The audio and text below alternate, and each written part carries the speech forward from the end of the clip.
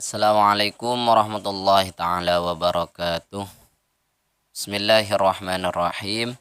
Alhamdulillahirabbil alamin wassalatu wassalamu ala asyrafil anbiya wal mursalin sayyidina Muhammadin wa ala alihi washabbihi ajma'in amma ba'du. Salawat wassalam mari kita haturkan kepada junjungan Nabi besar kita Nabi Muhammad sallallahu alaihi wasallam yang telah membawa kita minaz zulumati ilan nur, ini dengan adanya agama Islam. Alhamdulillah, pada kesempatan kali ini kami diberi kesempatan oleh Allah Subhanahu wa taala untuk mengisi channel SAS Santri Al-Muqri As-Salafi. Semoga channel SAS bisa memberikan manfaat serta barokah kepada antum sekalian, bisa membawa kebaikan fid dunya wal akhirah. Amin amin ya rabbal alamin.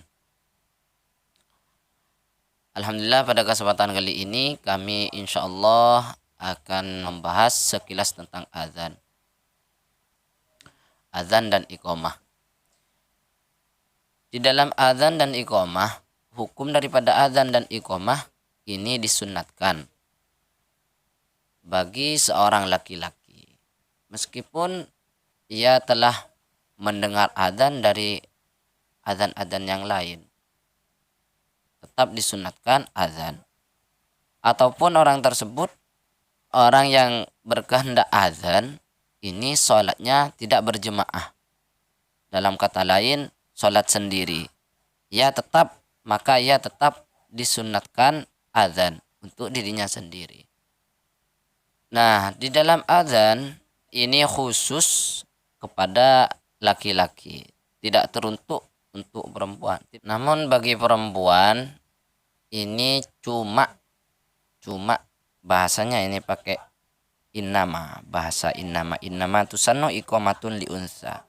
Cuma disunnatkan iqamah bagi jamaah linafsiha wali jama'atin nisa, beriqamah untuk dirinya atau untuk jamaahnya, jamaah perempuan, bukan untuk halayak umum, bukan untuk jamaah laki-laki atau jamaah banci, tidak, hanya teruntuk kalangan perempuan.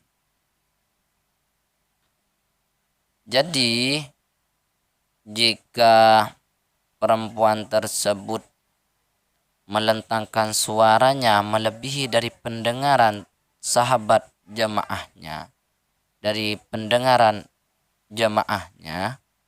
maka menurut qaul sahih yang sedemikian tersebut dihukumi haram bagi perempuan yang iqamah dengan melentangkan suaranya atau pakai pengeras suara. Terus di dalam azan dan iqamah ini memiliki syarat, yang dimana di dalam syarat azan dan iqamah ini terdiri dari dua kriteria, yakni di dalam azatnya azan tersebut dan di dalam orang yang ingin melaksanakan azan. Syarat di dalam orang yang melaksanakan azan ialah harus orang Islam. Yang kedua ialah harus tamyiz. Bisa membeda-bedakan tamyiz. Dan syarat yang ketiga ialah zukur. Harus laki-laki. Jadi tidak boleh dilakukan oleh perempuan. Dan syarat di dalam azatnya azan sendiri ialah yang pertama harus tertib, tidak boleh kocar-kacir, yakni yang di belakang ditaruh di depan, yang di depan ditaruh di tengah, yang di tengah ditaruh di belakang, tidak boleh. Syarat yang pertama ialah harus tertib. Dan syarat yang nomor 2 di dalam azan dan iqamah ialah harus wila. harus terus-menerus, beruntut. Jadi di dalam adzan dan iqamah ini tidak boleh dipisah di antara beberapa kalimatnya, dipisah dengan diam atau perkataan yang panjang.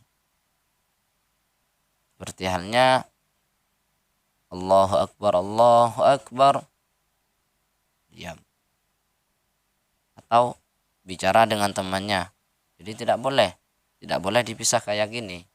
Seperti ini. Jadi tidak boleh dipisah seperti ini. Wa kharaja bitatwili hal yasiruh minhuma walau amdan.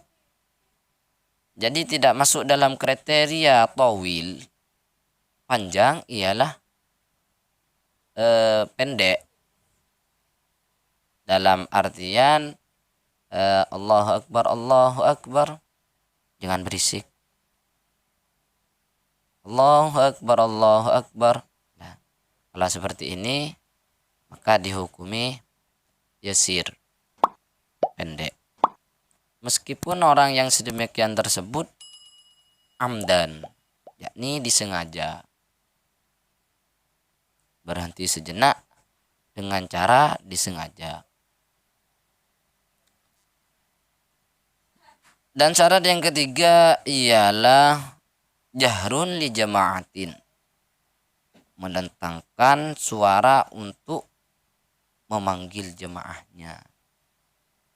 Wa yahsuluh aslus sunnati bi mujarradir raf'i fawqa ma yasma'u nafsahu aw ahadan minal musallin.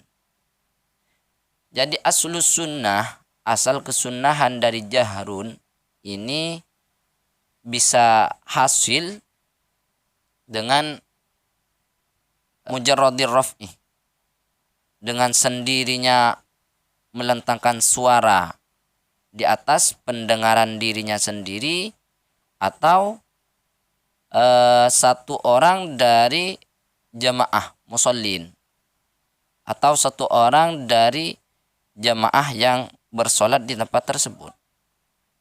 Jadi dengan sendirinya melentangkan suara ini sudah memperoleh aslus sunnah. Tapi untuk di era-era sekarang bisa dengan pakai pengeras suara, semisal loudspeaker. Ini bimujarradir raf'i, seperti zaman dahulu, seperti halnya sahabat Bilal. Itu kan zaman dulu nggak ada loudspeaker. Jadi bimujarradir raf'i. Atau bisa dipakai di era sekarang bisa. Semisal di kala padam, orang naik atau orang ingin ingin mengumandangkan azan. Semisal orang ingin mengumandangkan azan, ia melentangkan suaranya. Allahu Akbar. Begitu. Jadi sudah hasil aslus sunnah dari jahrul li jama'atin. Terus syarat yang keempat ialah waktun li ghairi adzanai subhin. Syarat yang keempat ialah masuknya waktu selain dua waktunya subuh. Jadi di dalam waktu subuh ini memiliki dua waktu azan. Yusannuh wa yusannuh lisubhi wahdaha, khusus subuh wahdaha, azanani walau min wahidin. Jadi di dalam sholat subuh ini disunatkan, di dalam waktu subuh ini disunatkan dua azan. Yang pertama ialah adzan qoblal fajri wa huwa waktu sahari. Yang pertama ialah adzan qoblal fajri, yakni di dalam waktu sahur. Seperti halnya jam 3, jam 2, jam 3:30 bisa dilaksanakan di waktu sahur tersebut. Dan adzan yang kedua di waktu sholat subuh itu sudah di dalam ba'dal fajr, di dalam waktu subuh yang biasa. Mungkin cukup sekian dulu dari kami.